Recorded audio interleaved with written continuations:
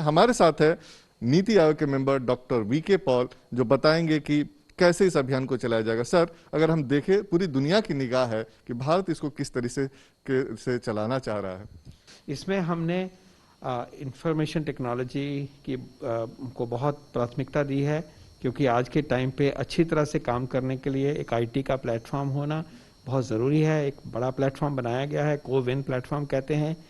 वो ये भी देखता है कि वैक्सीन कहाँ पहुँच रहा है, ये भी देखता है कि आपको अपॉइंटमेंट कब की मिली है, किस दिन की मिली है, कहाँ मिली है, आपके लिए सर्टिफिकेट भी जनरेट करता है और व्यवस्था को टीकाकरण की प्लानिंग करने में भी मदद करता है। वैक्सीनेटर्स जो हैं उनको ले लिया गया है लाखों की तादाद में।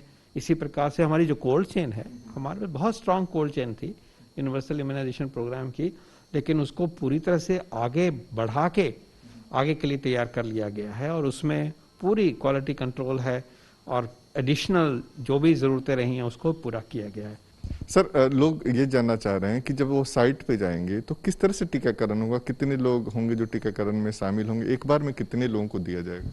हर टीकाकरण के यूनिट में या बूथ में कह लीजिए, और ये बूथ जो है किसी अस्पताल में भी हो सकता है, प्राथमिक सेवा केंद्र में भी हो सकता है, और किसी स्कूल में जैसे इलेक्शन के बूथ लगते हैं वैसे भी हो सकता है, कॉमन जगह पे भी हो सकता है।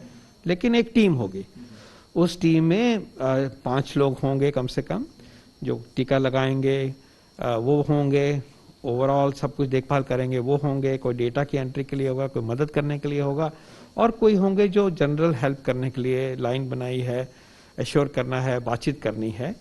और इसमें समुदाय का भी रोल होगा। आम जनता जिनको 25-50 साल से अधिक उम्र है या फिर कोई बीमारी है, उनका नंबर कब आएगा?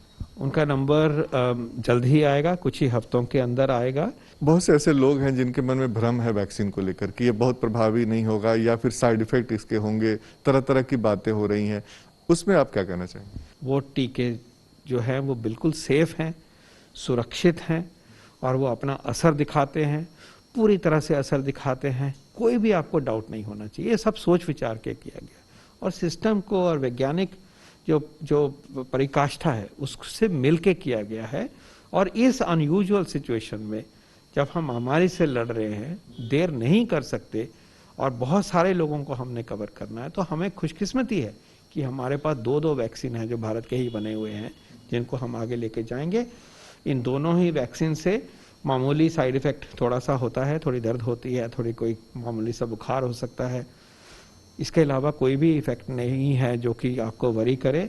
हज़ारों में ये वैक्सीन अब तक इस्तेमाल होके उनका फॉलोअप हो सका उन व्यक्तियों का, तो कोई घबराने की बात नहीं है। ये सेफ वैक्सीन। कई लोग कह रहे हैं कि इससे नपुंसकता हो जाएगी, इस तरह की भी बातें चल रही है, तो इसको लेके आप क्या कहेंगे? ये बिल्कुल अफवाह है।